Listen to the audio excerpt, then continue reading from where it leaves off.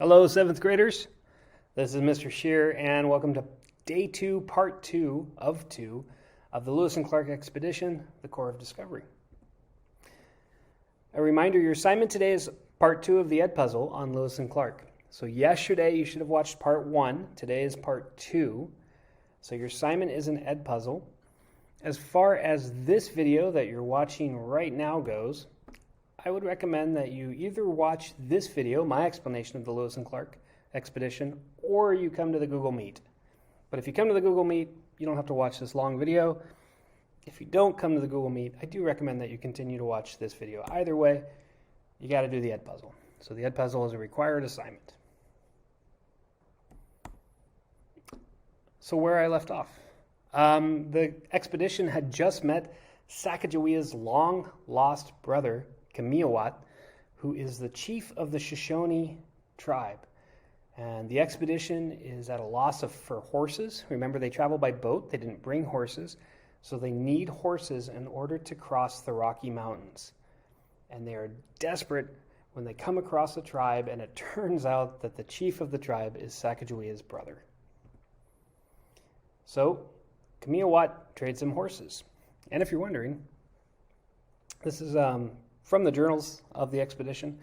This is what they paid for horses. So this is 3 different entries from 3 different tribes, just to give you an idea. Different tribes, require different things. But you'll notice if you take some time, if you want to pause the video and take some time, you'll notice that the Shoshone gave the best deal. And that's because Sacagawea was the sister to the chief. But one horse costs an axe, a knife, a handkerchief, and a little paint. So they're not trading a whole lot for their horses. All right, if you remember, I'm breaking this whole expedition up into phases, and we are going to enter phase 4 out of 7, which is the crossing of the Rocky Mountains, specifically the Bitterroot Range. And that takes them about 2 months. So they enter into the Rockies. It takes them 2 months. The Rocky Mountains are here. We're currently in western Montana and Idaho. The Bitterroots are mostly in Idaho. And if you notice, if you read through this slide, you'll notice that the vocabulary word Continental Divide comes up. And I'm going to talk a lot about that in this next little section. So stay tuned for Continental Divide. As Lewis and Clark enter the mountains, they notice that the terrain changes. This is where they spot bighorn sheep, which were an unknown animal up until this point. They do continue to see lots of grizzly bears, but they notice that the plants change, and they discover prickly pear cactus, which is not a plant that they had back east. So the Continental Divide. And the Continental Divide is mostly the Rocky Mountains, but it is an imaginary line of mountains that run all the way across North America. And what's interesting is that west of the divide, where we are in Washington, all the rivers eventually flow west in the Pacific Ocean. East of the divide, all the rivers flow east, eventually into the Atlantic Ocean, as you can see here. So again, there's an imaginary line made up of the Rocky Mountains, and all the water flows west if you're on the west side, and all the water flows east if you're on the east side. Now, before I do that, I'm going to back up. I just want to tell you that Lewis and Clark thought the Rocky Mountains were going to be way smaller. And when they first ascend that first line up the Continental Divide, Lewis particularly put in his journal that he really, really expected that it was just one set of hills/mountains. They had no idea that these mountains were going to be so long. And the Shoshone had given him a guy by the name of Old Toby. So Old Toby Kamiawat gave them Old Toby to be their guide through the Rockies. And Old Toby told them it would be about 3 days to get through the mountains. Well, it turns out Old Toby is historically not the best guide. He gets lost a lot. Like I said, it takes 2 months, not 3 days. They spend entire days walking in circles, slipping down cliffs, and wandering. Not wondering, but wandering. This is the point. Again, they packed for like a week. So they did get food from the Shoshone. but not enough. And this is the point where they have to come up with things food-wise in order to survive. And again, they're doing this in September, so it's getting to be snowy-ish in the mountains. It's getting colder. So they eat some horses. They also eat dog. They had traded for dogs from the Native Americans. They do not eat Lewis's dog, but they do eat some dogs that they brought with them in this part of the journey. And then mostly they live off this flour water paste. And if they can find any berries, they put, like, huckleberries are out in August, so any huckleberries or blackberries or blueberries they can find, they'll put into this watery flour paste, and that's what they're eating every day until they run out of just about all of their food. And again, the Bitterroot Mountains are in Idaho, mostly. You can see the Continental Divide here in Montana. So they thought, when they got in the Continental Divide, they thought they were going to look out and see the ocean, and they are shocked to see that it's just mountains after mountains after mountains all the way through Idaho. This would have been their view. And these are the Bitterroots here. This is where they crossed. It's another section that they had to cross. And this is one of the more epic parts of their journey, with old Toby constantly getting them lost. Well, they do eventually make it through the Bitterroots, and they land in Idaho, and they are met by a Native American tribe. And really, they almost just stumble out of the mountains, and they're met by the Nez Perce. And Nez Perce is a tribe we've mentioned before, but that means pierced nose. And this is a proud, strong tribe, good family connections, and Lewis and Clark are absolutely impressed by this tribe. This tribe has the use of horses and weaponry, and the tribe briefly considers whether or not they should kill Lewis and Clark and the entire expedition in order to take all of their stuff. But they are convinced, again, everything goes right on the Lewis and Clark expedition, by one of the elders in their tribe. An older woman sees Sacagawea, and in part because of that, and also because she had once been a slave to another tribe and had encountered white people out east, she tells the elders in the tribe that not all white people are bad, and she begs for their life. And instead of killing Lewis and Clark, the Nez Perce help them. And really at that point they would have starved. And they feed them these flower roots that are now known as the Bitterroot flowers. So they feed them roots which have healing properties but taste horrible, which is why they call it the Bitterroot Mountains. Lewis and Clark named the mountains the Bitterroots after this root for its taste. So the expedition then leaves the Nez Perce, and again, they're kind of in this area right here, right on the border of Washington, Oregon, and Idaho, and they make their way to the next phase, where they raft the Columbia River to the Pacific Ocean. And this takes them 4 months. So traveling from Idaho to the ocean takes them 4 months. So we're here, where the Nez Perce are. And I want you to notice this little line here, that's the Clearwater River. And then if you're following the map, you can see the Snake River, and then it jumps into the Columbia. So they actually take 3 rivers, Clearwater to Snake to the Columbia, and they start rafting down rivers to get to the ocean. Please keep in mind, they don't have boats with them. They've left their boats behind.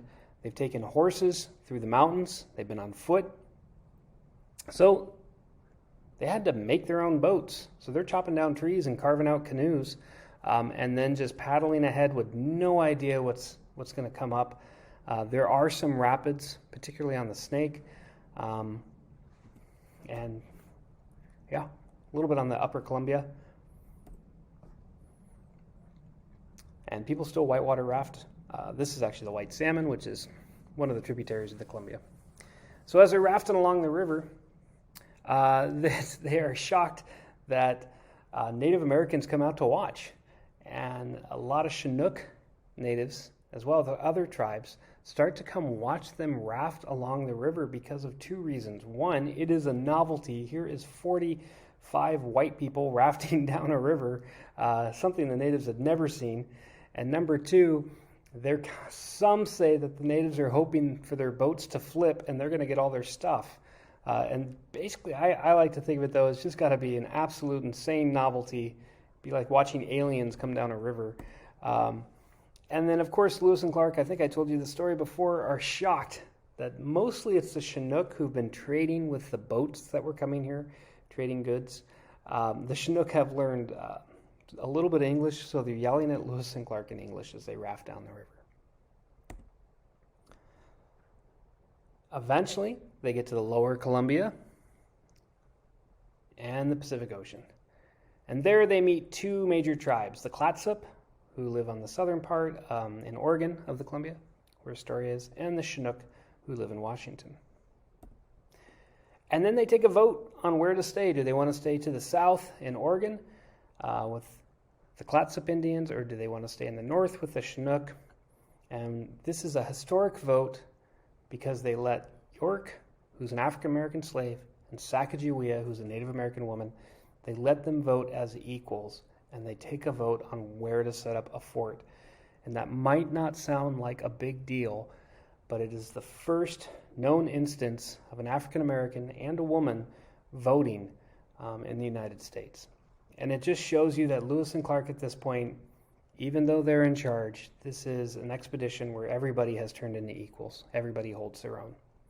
So they vote to stay in the south, in Oregon, and they build this fort, which they named Fort Clatsop after the local tribe. And this fort still exists today as a replica in Oregon. You can go visit it, but it is, from my understanding, an almost exact copy of the fort that they actually built. And they're going to spend about 4.5 months there, 4 months or so there. So we are at Fort Clatsop. We're in phase 6, and they're right here on the mouth of the Columbia in Oregon. They first got to the Pacific Ocean on November 7th, 1805. Lewis writes in his journal, "Great joy in camp. We are in view of the ocean, this great Pacific Ocean, which we have been so long anxious to see." It is a huge celebration when they get to the ocean. It has taken them, if you remember, they left in May of 1804, so it's taken them 1.5 years to get here.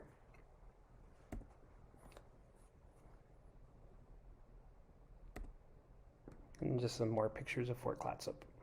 And again, this is a recreation, but they would have had to build their own tables. They would have had to build everything you see that's made out of wood. They would have had to build in the fort. So one group stays in the fort. The other group sets up a salt works, and it's permanently manned on the beach. And it's just kind of a cool, interesting thing they did. This is in Salt Works Park, which still exists. But they set up a salt works where they would boil salt water from the Pacific all day long. And it's not that they wanted to make the water clean. There's plenty of fresh water. They wanted to get the salt out of the water. They're trying to heat it up through a process where they could capture the salt.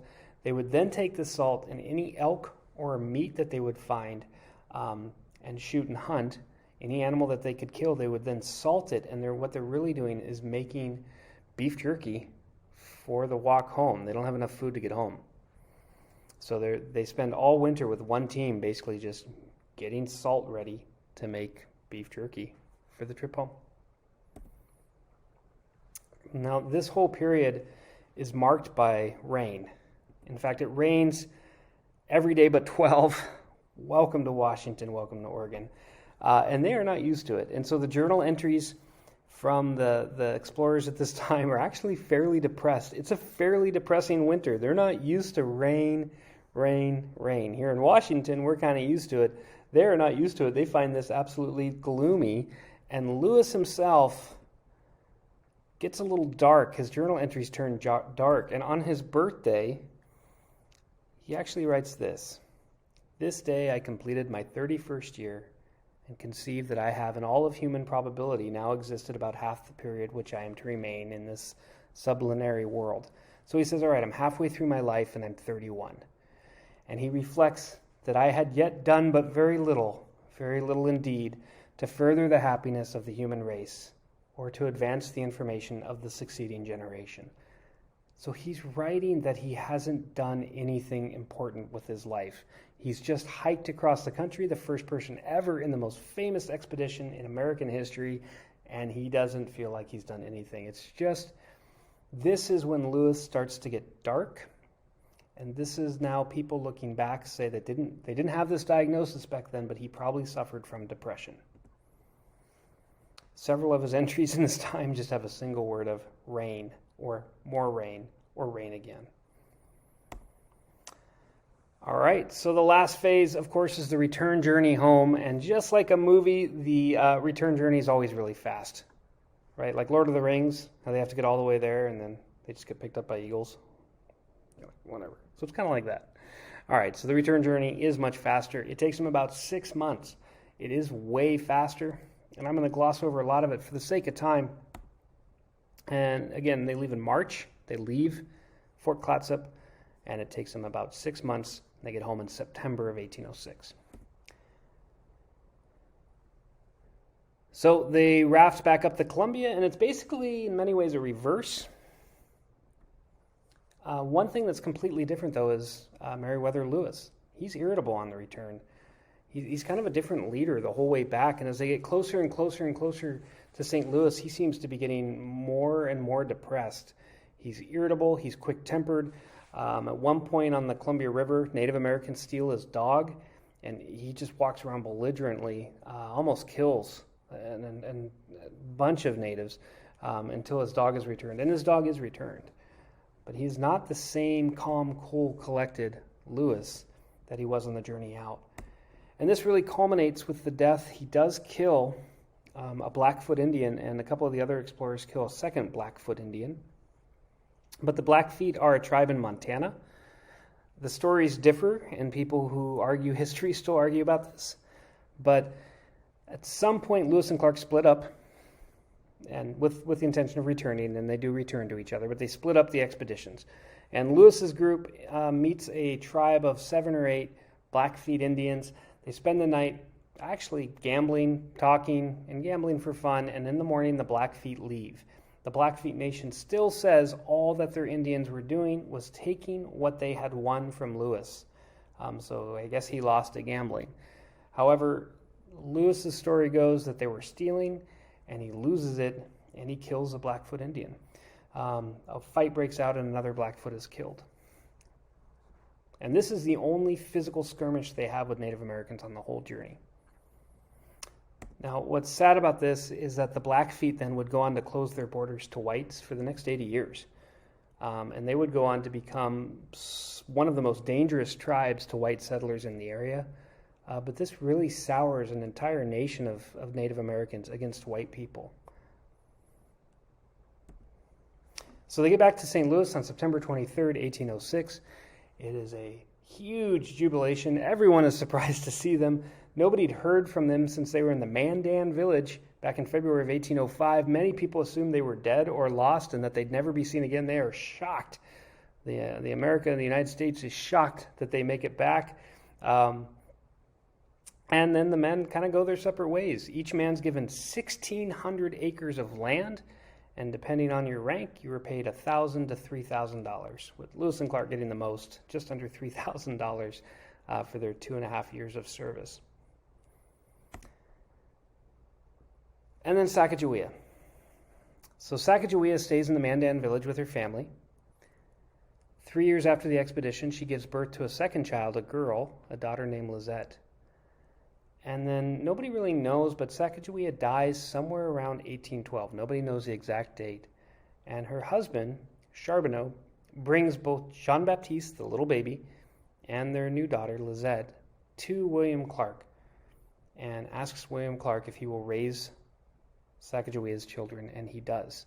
He raises them as his own. There's some conspiracy theories that Sacagawea did not die, but instead lived to be 94 years old and returned to the Shoshone people. But most people believe she died in 1812 of a disease similar to smallpox. Life for Meriwether Lewis does not go well when he gets home. He is appointed governor of the Louisiana Territory that he explored, but he struggles with addiction. And he has alcohol addiction and maybe some drug addictions as well. It was opioids back then, opium. But he struggles with some pretty severe addictions. His depression takes over.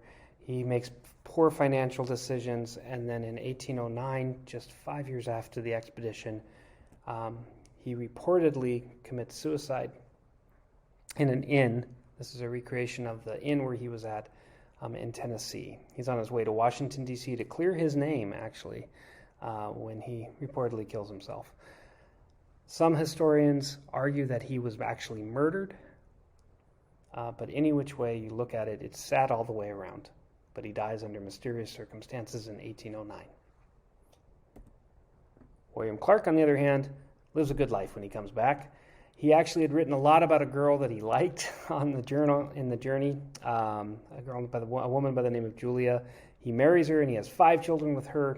Unfortunately, she dies of disease in 1820, but he does have 16 years of marriage with her.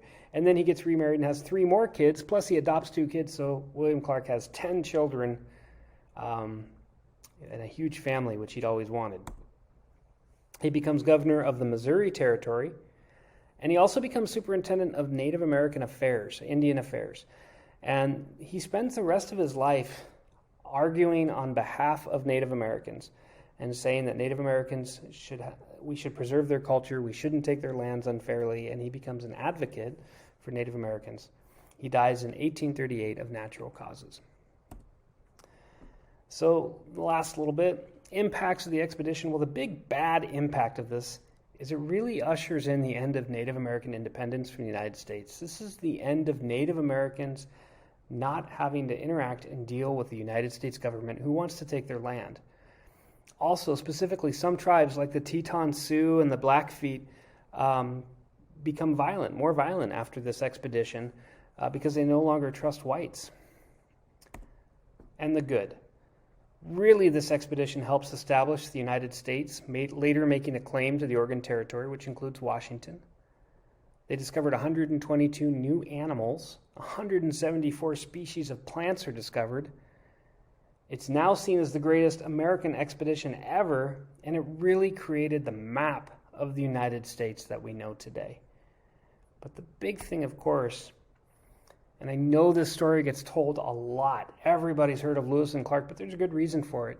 It's both a crazy adventure story, and then without this journey, there's a great chance that we're part of Canada today. If you remember from the Vancouver expedition, Britain names everything in Washington, and Britain wanted this land. And really, it's the fact that the Americans are able to get an overland party here in 1804 that later justifies our claim that this part of the country should belong to the United States. So I think if Lewis and Clark didn't make this journey, there's a very good chance that we would have been part of Canada today. That's it, guys. Thank you for making it all the way to the end of the video. Again, if you've watched this video, I appreciate it. I would also say you don't need to listen to the Google Meet today. It's going to be very similar. And I hope you guys have a great rest of your day. As always, thanks for watching, 7th graders.